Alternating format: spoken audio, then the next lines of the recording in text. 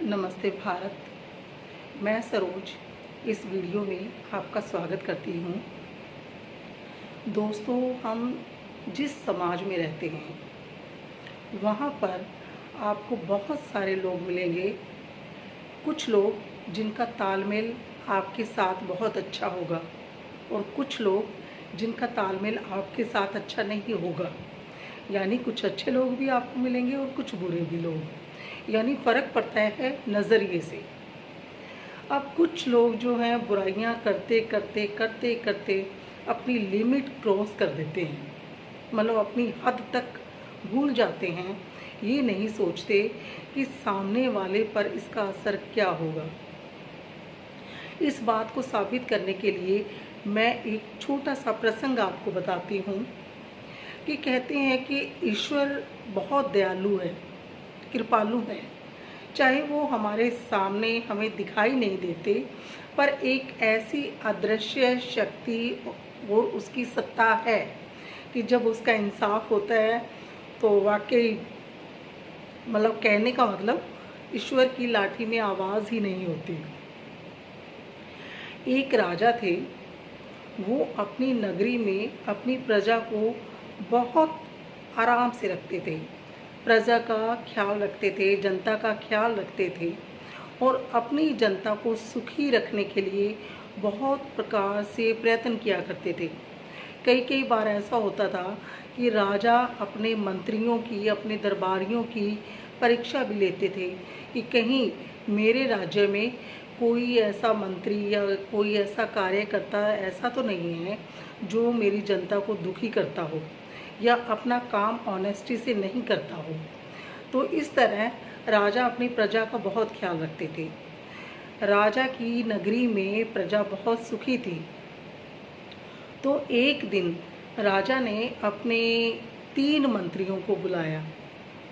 तीनों मंत्रियों को कहा कि आप एक एक थैला अपने साथ लेके जाइए और अलग अलग बगीचे में, बगीचे यानी बाग में, गार्डन में, अलग अलग बगीचे में आप जाइए और वहाँ से ताज़ा ताज़ा फल तोड़कर मेरे लिए लाइए, मेरे लिए। तो राजा के मंत्रियों ने एक एक थैला लिया। इट मीन्स कहने का मतलब 3 मंत्री हो गए और 3 थैले हो गए। 3 थैले यानी बैग्स 3 ले लिए और उन्होंने कहा कि अलग अलग बाग में जाना है आपने। तीनों मंत्री चले गए। तो पहला जो मंत्री था वो एक बाग में पहुंचा और उसने कहा कि स्पेशल राजा के लिए मुझे फ्रूट लेने हैं, तो मैं बहुत अच्छे अच्छे ताज़े रसीले मीठे फलों को इकट्ठा करता हूँ। उसने वैसे ही फल इकट्ठे किए और एक थैले को पूरी तरह से भर लिया। यानी पहले मंत्री ने बहुत ईमानदारी से काम किया, अच्छे अच्छे फ्रूट इकट्ठे किए और राजा के लिए वापस दरबार में चल पड़े। दूसरे मंत्री ने भी एक थैला लिया और कुछ सड़े हुए फल और कुछ मीठे फल, दोनों ही प्रकार की वैरायटी इकट्ठी की और थैले में भर लिए और सोचने लगा अपने माइंड से कि राजा को कौन सा पता लगता है, राजा ने कौन सा खोल के देख लेना है, क्योंकि राजा के पास तो ढेर सारे काम होते हैं, तो एक एक थैला थोड़ी देखेगा। तो उन्होंने वो सड़े गले मिक्स, कुछ ताज़े और कुछ सड़े हुए लेके अपने थैले को पूरी तरह से पूरा भर लिया। वो भी राजा के दरबार में जाने को तत्पर हो गया, चला गया। तीसरे मंत्री ने ये कहा कि क्यों मैं फालतू अपना टाइम वेस्ट करूं, क्यों अपना समय बर्बाद करूं। उसने क्या किया कि अगर फ्रूट्स मैं भरूंगा थैले में तो इट मीन्स एक तो वज़न बहुत ज़्यादा हो जाएगा, मुझे चल कर जाने में, उसे ले जाने में तकलीफ़ होगी।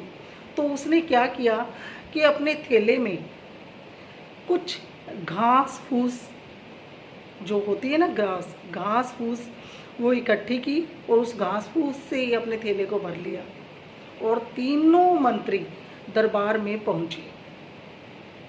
राजा के सामने तीनों दरबार में पहुंच गए।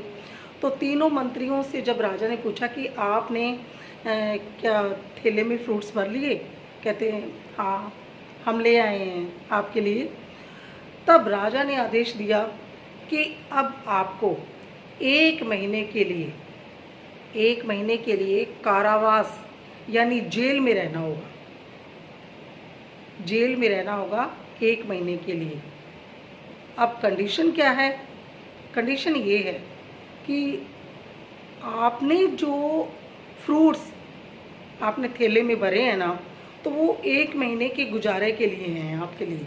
आप उन फ्रूटों से ही, उन फलों से ही गुजारा करोगे, मतलब जेल में रहकर। आपने तीनों मंत्री सहमत हो गए। जो पहला मंत्री था उन्होंने ताजे फ्रूट्स लिए हुए थे, मीठे मीठे। तो उसने सोचा कि 1 महीने का तो टाइम है, कंडीशन तो 1 महीने की है ना, कारावास यानी जेल में रहने की, तो मेरे लिए तो बेटर ही है।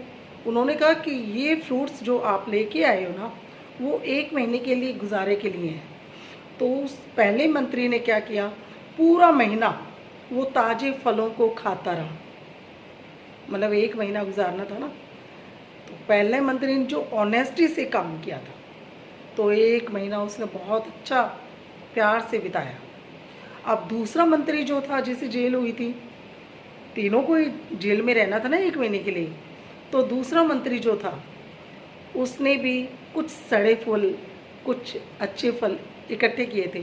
तो जो अच्छे फल थे वो तो उसने खा लिए एक एक करके, लेकिन जो सड़े फल थे, अब मजबूरी है 1 महीना रहना पड़ेगा, तो वो ना चाहकर भी वो सड़े हुए फल खाने लग गया। अब ऐसा करने से उस मंत्री की तबीयत खराब होने लगी और वो बीमार भी हो गया। अब बात आती है तीसरे मंत्री की, जिसे भी 1 महीना गुजारना था। अब उसने तो कोई फल फ्रूट इकट्ठे नहीं किए, है ना। उसने क्या किया था कि मुझे वज़न उठाना पड़ेगा, उसने मेहनत भी नहीं की, और घास फूस जो इकट्ठे किए थे, अब क्या करें, अब घास फूस खाए तो नहीं जाते ना।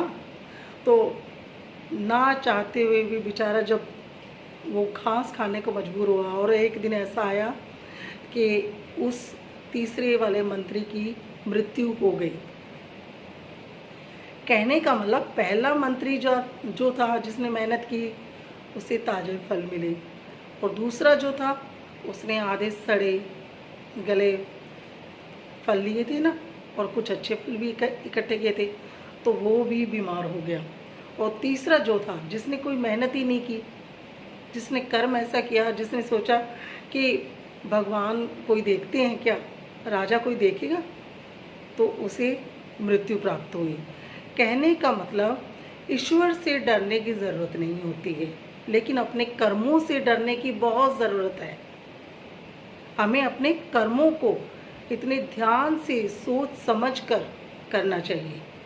कहीं ऐसा ना हो कि आपके बुरे कर्मों से, आपके बुरे कर्मों को करने से अगर सामने वाला इतना आहत हो जाए या इतना मजबूर हो जाए कि वो आगे ईश्वर के आगे रो पड़े, तो आप ज़रा सोचिए उसका इंसाफ कैसा होगा।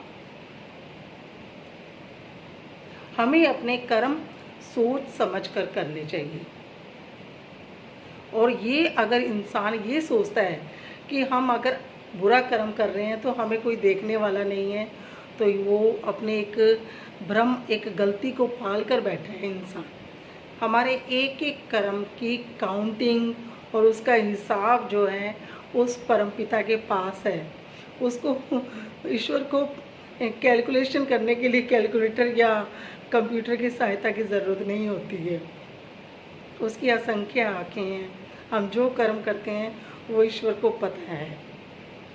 कहने का मतलब अपना कर्म इतना साफ, स्वच्छ, सुंदर कीजिए, ऐसा ना हो कि कोई रो पड़े या किसी को इतना दुख हो। अगर आपको मेरी ये बात, ये प्रसंग अच्छी लगी हो तो ज़रूर शेयर करें। सब्सक्राइब, लाइक एंड शेयर ज़रूर कीजिएगा। नमस्कार।